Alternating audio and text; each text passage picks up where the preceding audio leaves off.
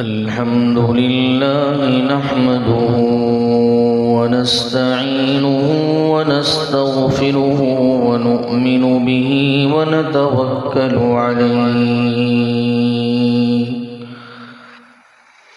व नऊज़ु बिल्लाहि मिन शुरूरि अनफुसिना व मिन सय्यिआति अअमालिना मन यहदिहिल्लाहु फला मुदिल्ल लहु व मन युद्लिल्हु फला हादिय लहु व नशहदु अन ला इलाहा इल्लल्लाहु वहदहु ला शरीक लहु व ला नज़ीर लहु व ला मुईन लहु व ला मिस्ल लहु व ला मिसाल लहु ला अव्वल लहु व ला आखिर लहु ला ज़ाहिर लहु व ला बातिन लहु सुम्म नशहदु अन्न सय्यिदना व सनदना व नबियना व मौलाना मुहम्मदन अब्दुल्लाहि व रसूलुहु अरसलहुल्लाहु तआला इला काफ़्फ़तिन लिन्नास बशीरन व नज़ीरा व दाइयन इलल्लाहि बिइज़्निहि व सिराजन मुनीरा अम्मा बअदु फ़अऊज़ु बिल्लाहि मिनश शैतानिर रजीम बिस्मिल्लाहिर रहमानिर रहीम या अय्युहल्लज़ीना आमनू कुतिबा अलैकुमुस सियामु कमा कुतिबा अलल्लज़ीना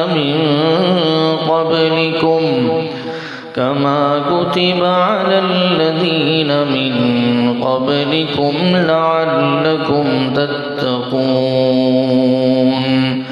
अय्यामन मादूदात वक़ाल तआला फ़ी मक़ामिन आख़र अल्लज़ीना युक़ीमूनस्सलात व यु'तूनज़्ज़कात व हुम बिल-आख़िरति हुम यूक़िनून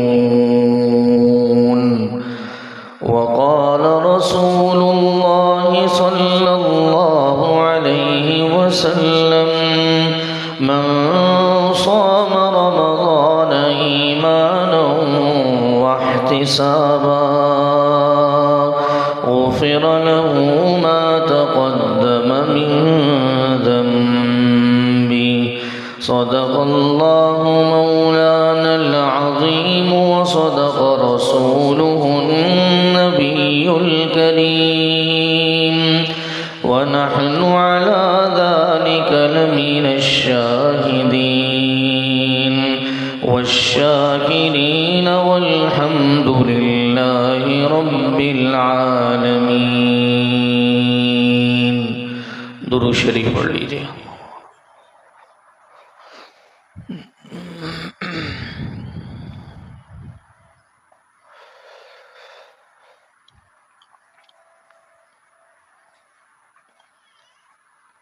वाजिबुल एहतराम मेरे काबिल क़दर दोस्तों, बुज़ुर्गों और अज़ीज़ साथियों, अस्सलामु अलैकुम व रहमतुल्लाहि ताला व बरकातुहू। कुरान करीम की दो आयत मुबारक का कुछ हिस्सा जनाब रसूलुल्लाह सल्लल्लाहु अलैहि वसल्लम की अहादीस तय्यबा में से हदीस का हिस्सा तिलावत किया है। दुआ है कि अल्लाह तबारक व तआला इसका सही मफ़हूम बयान करने की और हम सबको इस पर अमल करने की तौफ़ीक़ नसीब फरमा दे। मुबारक महीने का वुरूद चल रहा है और रहमत का अशरा अपने इख्तिताम पर है और मग़फ़िरत का अशरा शुरू होने वाला है। वही बात अर्ज़ करूँगा कि कामयाब है और खुशकिस्मत है वो आदमी जो इन महीनों से कुछ ले ले। अगर इन महीनों से मैं भी कुछ नहीं ले रहा तो महरूमी का बाइस है, और अगर आप भी कुछ नहीं ले रहे तो महरूमी का बाइस है। इसलिए कि उलमा ने बड़ी अजीब बात लिखी और फरमाया कि अल्लाह ने इन महीनों को जैसे बरकत वाला बनाया है, इसकी मिसाल ऐसी है जिस तरीके से बारिश का एक निज़ाम होता है कि पहले हवाएं चलती है और वो भी ठंडी हवाएं, जिससे इंसान खुश होना शुरू हो जाता है कि अब अब्र रहमत गिरने वाली है। उन हवाओं के बाद फिर बादल भी आ जाते हैं तो खुश हो जाते हैं लोग कि अब बारिश होने वाली है, और फिर उसके बाद जब बारिश हो जाती है तो खुश हो जाते हैं लोग कि अल्लाह की रहमत आ गई। उलमा ने फरमाया कि रजब का महीना हवाओं का है। ये नज़र देखो हमारे उलमा की, ये दुनिया की चीज़ों में अपनी सलाहियतों को सिर्फ सर्फ नहीं करते थे, दीन की चीज़ों में सर्फ करते थे। आज हमारे लोगों में सलाहियत की कोई कमी नहीं है। तवज्जो से थोड़ा सा सुनना बात को।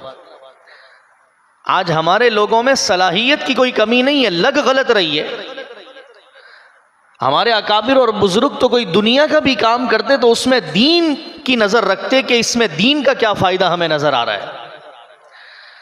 तो फरमाया रजब की मिसाल हवाओं की है कि ये ठंडी हवाओं को लेकर आता है। इसलिए मोहम्मद अरबी सल्लल्लाहु अलैहि वसल्लम ने जो मनकूल दुआ हमारे अकाबिर से भी है और हम ये मांग सकते हैं कि ये दुआ बताई गई कि बारिक लना फी रजब व शाबान, कि इसको दुआओं में मांग सकते हैं कि अल्लाह हमें बरकत नसीब फरमा रजब और शाबान में। ये क्यों फरमाया गया? इसलिए कि रजब हवाओं का महीना है, कि कोई आ रहा है, ये हवाएं उसकी इब्तिदा है। और फरमाया शाबान के महीने की मिसाल बादल की है कि उसके बाद फिर बादल आते हैं। और फरमाया रमज़ानुल मुबारक की मिसाल अब्र रहमत की है, इसकी मिसाल बारिश की है। बारिश तो पूरी कायनात पे हो और मैं उससे गीला ना हूं, मैं उससे फायदा ना उठाऊं, तो वो मेरा कसूर है, बारिश का कसूर नहीं है। अल्लाह की रहमत तो सब पर आ रही है। वो तो गुनाहगारों को भी माफ कर रहा है, वो जहन्नम के दरवाजों को बंद कर रहा है, वो शैतान को कैद कर रहा है। लेकिन सबसे बड़ा शैतान जो हमारे साथ नफ्स का लगा हुआ है, उसको कौन कैद करेगा? उसको मैं कैद करूंगा। और उसको कैद करने की मेरे रब ने इंसान के साथ मोहब्बत की आला मिसाल कायम कर दी कि शैतान को मैंने कैद किया है, लेकिन मैं तुझे ऐसा अमल दूंगा कि तुझे नफ्स को काबू करने के अंदर आसानी हो जाएगी। और वो रोजे का अमल है कि जब इंसान रोजा रखता है तो नफ्स खुद ब खुद काबू होना शुरू हो जाता है। लेकिन अगर किसी मुसलमान का नफ्स रोजा रखने के बाद भी काबू में नहीं आ रहा, तो उसको नजर रखनी चाहिए अपने ईमान के ऊपर, फिक्र करनी चाहिए अपने ईमान के ऊपर कि मेरे अल्लाह ने मेरे साथ इतनी रहम का मामला किया है, मेरे अल्लाह ने मेरे साथ करम का मामला किया है कि मुझे हालत ईमान और हालत सेहत के अंदर मुबारक महीना नसीब किया है, जिसको लोग तरसते थे कि अल्लाह हमें ये नसीब कर दे। और मैंने गुज़िश्ता जुमे भी अर्ज़ किया था कि पुराने ज़माने के अंदर जब किसी के बारे में ये पूछा जाता कि ये अल्लाह वाला है या नहीं है, तो ये देखते थे कि इसकी ज़िंदगी में रमज़ान कितनी मरतबा आया है, वो अल्लाह वाला है, क्योंकि इसने अल्लाह की रहमत को समेटा है, इसने अल्लाह की दी हुई नेमतों को सही इस्तेमाल किया है। तो ये महीना इंसान के निखरने का है, ये बनने का ज़माना है। मैंने कुरान करीम की आयत पढ़ी, अल्लाह ने इस महीने के बारे में फरमाया अय्याम मादूदात। दोस्तों थोड़ा सा समझने और सोचने की जरूरत है। अय्याम मादूदात, ये गिने चुने दिन है, इसके बाद ये महीना चला जाएगा। मुझे आप बताएं, अगर आपको पता चल जाए कि कुछ दिनों के बाद मेरा कारोबार खत्म होने वाला है, कुछ दिनों के बाद मुझे कोई अहम प्रोजेक्ट पे जाना है, मुझे कुछ दिनों के बाद कोई अहम काम दरकार है, मेरे से ज्यादा आप मुझे इसका जवाब देंगे कि आप सारी मसरूफियात को तर्क करके उस चीज के अंदर लग जाएंगे, मेरे पास दिन कम है। अल्लाह ने इस मोहब्बत के जोश के अंदर इस महीने के बारे में फरमाया, ए मेरे बंदो, ए मुझसे मोहब्बत करने वालों, आया तो ये महीना है लेकिन अय्याम मादूदात, ये गिने चुने दिन हैं। खुदा के लिए इसके अंदर इसकी कदर कर लो, वरना यह हाथ से निकल जाएगा। इसका इस्तेहजार नहीं है। और क्यों नहीं है इस्तेहजार? इस दिल में अल्लाह नहीं है। हाँ, समझो इस बात को, इस दिल में अल्लाह नहीं है। अगर इस दिल में अल्लाह होता तो अय्याम मादूदात, गिने चुने दिन हैं, इंसान सारी मसरूफियात को क्लोज करके अल्लाह के पास लग जाता। मुझे भी इसकी जरूरत है और आपको भी जरूरत है। इसलिए उलमा ने लिखा कि एक जमात चली गई किसी अरब मुल्क के अंदर, तो वहां पर उनके साथ एक देहाती भी आके बैठ गया। इसी मिंबर से ये बात पहले भी सुना चुका हूं। तो उनके साथ एक देहाती भी आके जुड़ गया। अब थोड़े दिन के बाद अमीर साहब ने कह दिया कि इसका बयान है।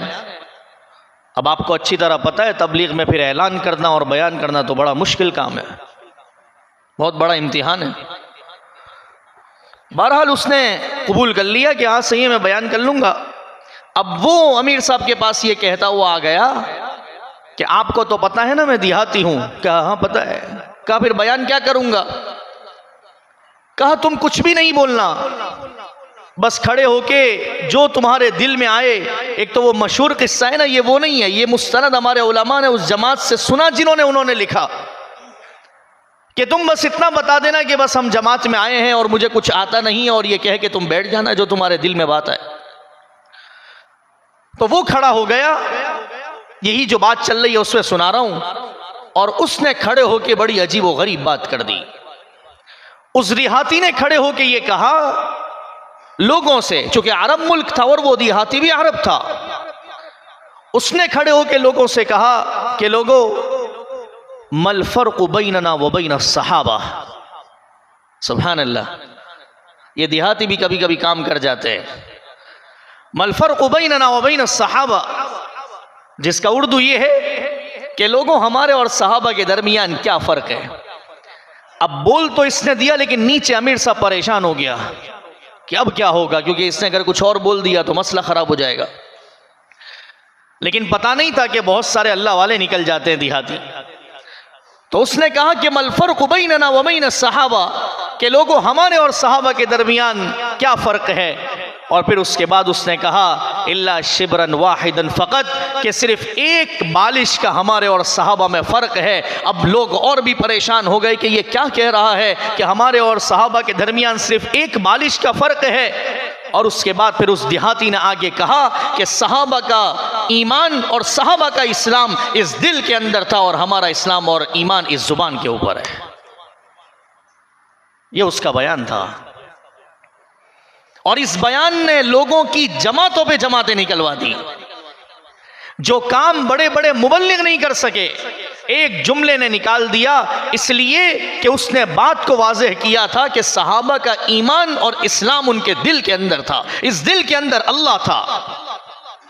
जो बात को मैं लेकर चला, जिस दिल में अल्लाह नहीं, उसका शाबान भी उसी तरतीब पर गुजरेगा, उसका रजब भी उसी तरतीब पर गुजरेगा। बहुत आसान है, अपने आप को परख लो, अपने आप को मुराकबा और मुहासबा करो कि रमज़ान मुझे बदल रहा है या नहीं। 5 मिनट के लिए आंखें बंद करके बैठ जाओ कि रमज़ान से पहले जो मेरी तरतीब थी वही रमज़ान के अंदर अगर है तो मेरे दिल में फिर मसला है। इस दिल में रमज़ान को जगह नहीं मिली, इस दिल में अल्लाह को जगह नहीं मिली, क्योंकि मेरे अकाबिर ने फरमाया और अहादीस से फरमाया कि रमज़ान आने के बाद इंसान की तरतीब में फ़र्क आ जाना चाहिए। इसलिए अबुल हसन खरासानी रहमतुल्लाह अलैह एक मर्तबा बड़े जोश में कहने लगे, और सुनना दोस्तों क्या कहने लगे। जोश के अंदर अपने अल्लाह से कहने लगे कि अल्लाह तू भी गवाह रहना कि मेरी उम्र 73 साल हो चुकी है। सुभान अल्लाह, ऐसा ताल्लुक तो हो, ऐसा ताल्लुक तो हो कि अल्लाह तू गवाह रहना मेरी उम्र 73 साल हो चुकी है। अबुल हसन खरासानी ने 73 साल की उम्र में इस दिल में किसी और को तेरे सिवा जगह ही नहीं दी। अल्लाहु अकबर, इस दिल में तेरे सिवा किसी और को जगह नहीं दी। कर अल्लाह तू गवाह रहना, क्या जिंदगी गुजारी होगी, क्या अल्लाह से इश्क किया होगा।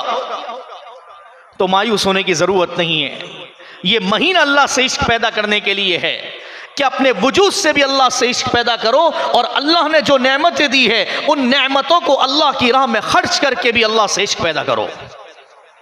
चूंकि ये रमजान का महीना निखरने का महीना है, जो चीज शुरू कर दी अल्लाह 11 महीने उसकी तौफीक देगा। तो उलमा ने इस बात पर जोर दिया कि अल्लाह तबारक व तआला ने इस महीने के अंदर मुसलमानों की तरबियत के लिए रखा है। मुसलमान हर एतबार से कोशिश करे कि मेरी वजूद से, मेरे माल से, मेरी जान से इस महीने के अंदर जितनी तरबियत हो जाए मैं कर लूं। अल्लाह 11 महीनों में तौफीक अता फरमा दे और जितने गुनाहों की माफी करवानी है करवा लो। इसलिए कि एक और बात बताता चलूं, एक बुजुर्ग ने एक मकाम पर लिखा है कि इस महीने की मिसाल सैयदना यूसुफ अलैहिस्सलातु वस्सलाम की है कि उनके 11 भाइयों ने उनको कुएं में डाल दिया था और कुएं में डालने के बाद बाप को जाके ये कहा था कि वजाउ अबाउ में ईशा यबकून, कि रोते हुए आके कहा था कि हम तो चले गए थे और भेड़िया उसको खा गया, ये हुआ ये हुआ। हालांकि ऐसा नहीं था, फी गयाबतिल जुब, उसको कुएं के अंदर डाला था। और फिर अल्लाह ने आपको अजीज मिस्र बनाया, यूसुफ अलैहिस्सलाम को हालात तब्दील हो गए, जेल में गए, सब कुछ हुआ, अल्लाह ने अजीज मिस्र बना दिया।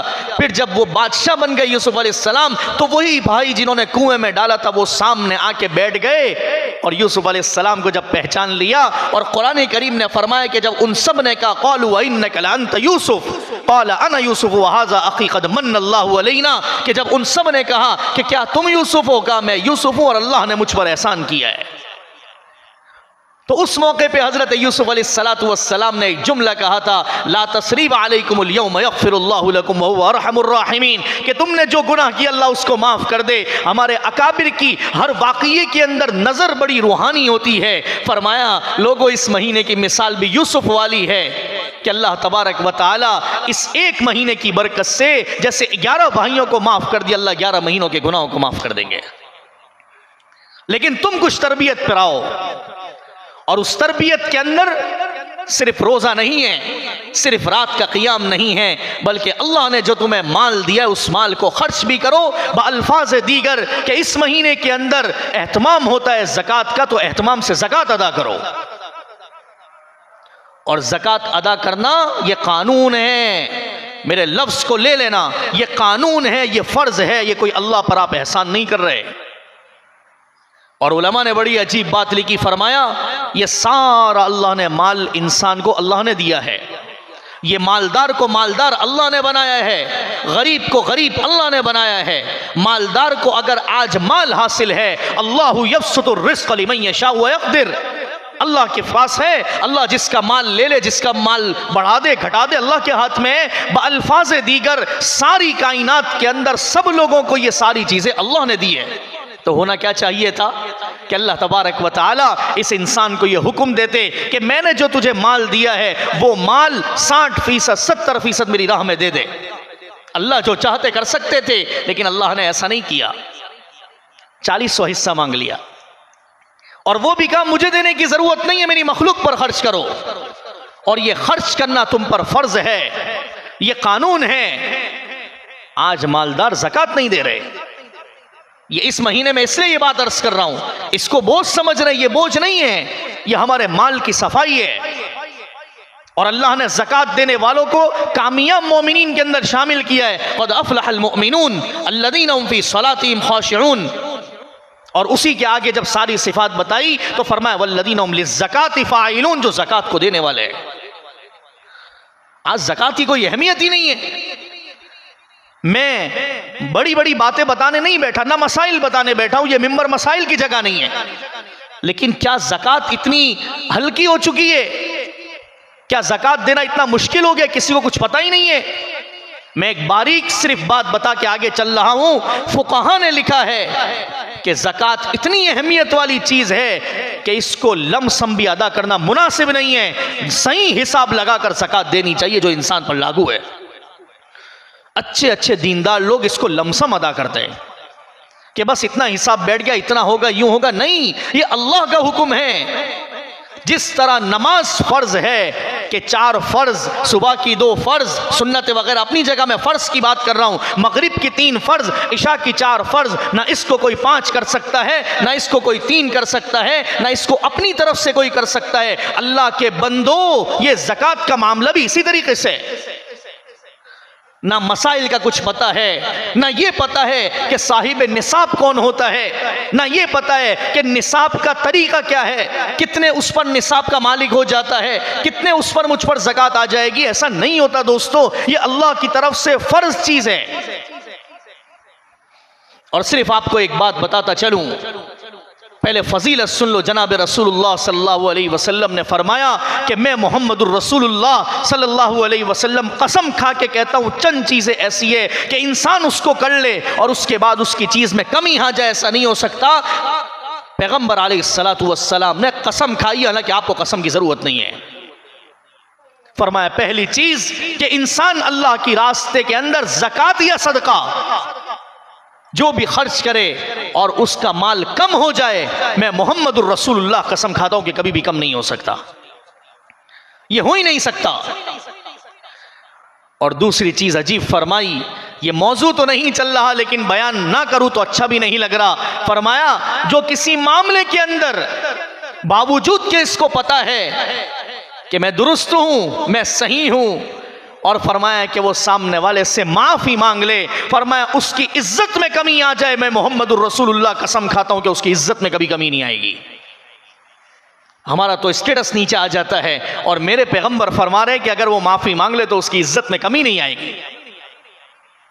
ये मेरे हबीब सल्लल्लाहु अलैहि वसल्लम ने फजीलत बताई कि तुम अपने माल की ज़कात अदा करो, तुम करोगे तुम्हारे माल में कोई कमी नहीं आएगी। अल्लाह तबारक व तआला तुम्हारे लिए कब्र में आसानी फरमाएंगे। ये अल्फाज हैं, ज़कात देने वाले के लिए कब्र में आसानी है, अल्लाह मौत के वक्त आसानी करेंगे, अल्लाह कब्र हशर में आसानी करेंगे ज़कात देने वाले के लिए। और फरमाया जो आदमी ज़कात नहीं देता, तो ये भी सुनते जाओ, जो ज़कात नहीं देते, जो इसको बोझ समझते हैं, हालांकि फर्ज है और ज़कात कानून है, और सदका ज़कात अल्लाह से मोहब्बत है, ये भी समझते जाओ। फराइज कानून है, नवाफिल अल्लाह से मोहब्बत है कि तुम कितना कुर्ब करना चाहते हो, तुम कितना करीब जाना चाहते हो, तुम कितना अल्लाह के पास आना चाहते हो। तो फरमाया कि ज़कात तो ये कानूनी फर्ज चीज है। फरमाया जो इसको नहीं देता, सबसे बड़ी बात सुन लो, अगर हमारे पास दिल है और ईमान है और हम डरते हैं, तो उलमा ने लिखा है जो आदमी ज़कात नहीं देता, हम हर वक्त दुआ करते हैं, अल्लाह हिसाबन यसीरा, हमारा क़यामत के दिन हिसाब व किताब में आसानी फरमा देना, अल्लाह बग़ैर हिसाब किताब के जन्नत में दाखिल कर देना। फरमाया जो ज़कात नहीं देता, उलमा ने लिखा है अहादीस की रोशनी में, अल्लाह उससे सख्त तरीन हिसाब लेगा क़यामत के दिन। और दूसरी अजीब बात लिखी, फरमाया कि जो आदमी ज़कात नहीं देता, अल्लाह तबारक व तआला उसके लिए ऐसे असबाब पैदा कर देते हैं जो उसको जहन्नम में ले जाने वाले होते हैं। फिर अल्लाह कानून भी तो रखता है, अल्लाह का एक निज़ाम भी तो है। मेरे मुसलमान को अपनी प्रॉपर्टी का सब कुछ पता है, ये नाराज होने की जरूरत नहीं है, मेरा फर्ज है आपको बताना। और ये भी सुनते जाओ, मेरे हबीब सल्लल्लाहु अलैहि वसल्लम ने फरमाया कि जो कौमें ज़कात नहीं देती, अल्लाह ताला उस कौम को कहत साली के अंदर मुब्तला कर देते हैं, बारिशें नहीं होती। मैं तो सदक़े की बात ही नहीं कर रहा, मैं तो निफली सदक़ात की बात ही नहीं कर रहा, मैं तो कानून की इस वक्त बात कर रहा हूं कि ये हम पर ज़रूरी है। लेकिन हमें दुनियावी सारी चीज़ें पूछ लो, दुनिया की सारी कानून पूछ लो, हमें पता होंगे क्यों ऐसा हमारे अल्लाह के साथ ऐसा मामला है हमारा, क्यों इतनी ज़ियादती है। क्या मेरा अल्लाह सुबह से शाम तक हमें खिला नहीं रहा? क्यों दीन पर अपनी अकल चला रहे हो? मैं तो फुकहा की बात नकल कर रहा हूं, मेरी कोई हैसियत नहीं कि मैं बात करूं। फुकहा ने लिखा है ज़कात लमसम भी देना मुनासिब नहीं है, इतनी अहमियत वाली चीज है। फरमाया पूरा हिसाब लगाओ, उलमा के पास जाओ, मुफ्तियान के पास बैठो, दारुल इफ्ता में जाओ, क्या कमी है हमारे बर्रे सगीर के अंदर मुझे बताओ। हमारी जाने की देर है, हमारे पास वक्त नहीं है। और सिर्फ ज़कात नहीं, कोई भी दीनी मामला हो, चाहे मेरे घर शादी ब्याह की तकरीब हो, चाहे मेरे घर कोई और मामला हो, मैं कभी भी आलिम के पास जाके नहीं पूछूंगा कि मेरी शरई रहनुमाई करें कि क्या है। जब भी कोई ऐसी चीज़ आएगी मैं अपनी अकल चलाऊंगा कि मेरे लिए इस वक्त क्या मुनासिब है। मेरे अल्लाह ने इस जिस्म के ऊपर अपनी मर्जी चलाने का इख्तियार दिया ही नहीं है। आसान दो जुमलों में बात यह है, इस जिस्म पर अल्लाह की मर्जी चलेगी। आंख क्या देखेगी? जो अल्लाह ने कहा है। कान क्या सुनेंगे? जो अल्लाह ने कहा है। पांव कहां जाएंगे? जो अल्लाह ने कहा है वहां जाएंगे। और अगर नहीं जा रहे तो फिर सूरह यासीन के आखिर में अल्लाह ने फरमा दिया है, अल यौम नख्तिमु अला अफ़वाहिहिम व तुकल्लिमुना अयदीहिम व तशहदु अर्जुलुहुम बिमा कानू यक्सिबून। फिर इस दिन के लिए तैयार हो जाओ कि अल्लाह मुंह को बंद करेंगे और फिर हाथ और पांव को जुबान देंगे, ये बोलेगी कि ये बंदा क्या कर रहा था और कहां जा रहा था। कोई भी दीनी मामला हो, हम अपनी बात को तरजीह देते हैं। क्यों? मेरे अल्लाह ने तो कुरान उतारा है, मेरे नबी ने शरीयत दी है, किताबुल्लाह है, हदीस मौजूद है, इजमाए उम्मत मौजूद है। इंसान को अपनी अकल चलाने की जरूरत क्या है? अच्छे खासे पढ़े लिखे के तबके को यह बात पता नहीं है कि साहिब निसाब किसको कहते हैं। बाज लोग ये समझ के बैठे, जी मेरे पास तो सोना है ही नहीं तो मेरे ऊपर तो ज़कात ही नहीं होगी। आप उलमा से पूछे क्या ऐसा है? मेरे पास तो सिर्फ चांदी है, मेरे पे तो ज़कात ही नहीं होगी।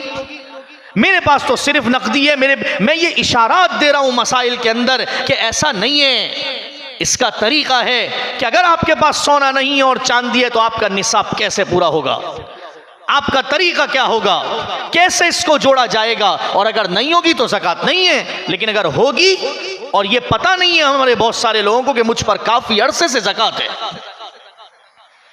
मकान लेके रखे हुए हैं बहुत सारे, उसके किराए आ रहे हैं, सब कुछ आ रहा है। ये वो मोटी चीजें बता रहा हूं, वरना मसाइल, ये मिंबर मसाइल की जगह नहीं है। लेकिन अपनी आंखें तो खोलो कि जी वो तो बस मकान है, उस तो किराए पे दिया हुआ है। अल्लाह के बंदो पूछो तो सही जाके किसी दारुल इफ्ता के, उसका जो किराया आ रहा है उस पर ज़कात है या नहीं है। अगर वो निसाब तक पहुंच गई, टाइम निकालो इसके लिए। क्यों अपनी कब्र को खराब कर रहे हो? इसलिए तरस आता है बहुत कि एक इंसान, एक मुसलमान सफ़े अव्वल का नमाजी होता है, लेकिन कुछ चीज़ों की वजह से अजाब के करीब जा रहा होता है। उसमें मेन चीज़ ये ज़कात है कि कोई एहतमाम नहीं है, पूरा एहतमाम इसका होना चाहिए। दोस्तों, शरीयत ने इसके अबवाब कायम किए, मुहद्दिसीन ने इसके अबवाब कायम किए। जनाब रसूलुल्लाह सल्लल्लाहु अलैहि वसल्लम ने हज़रत मुआज़ बिन जबल को जब यमन भेजा, सारी नसीहतों के अंदर सारी ज़कात की तफसील भी बताई है। अगर ये इतनी गैर अहमियत होती तो मेरे नबी इतनी सारी तफसील बताते हज़रत मुआज़ को। क्या मुनकिरीन ज़कात पर जिहाद नहीं हुआ कि वही सिद्दीक़ अकबर रज़ी अल्लाह ताला अन्हु जो रहीम और नरम दिल के आदमी, साफ फरमा दिया अगर किसी ने एक अदना सी चीज भी रोकी तो मैं उसके खिलाफ ऐलान जिहाद करता हूं। कहां है हमारी गैरत है?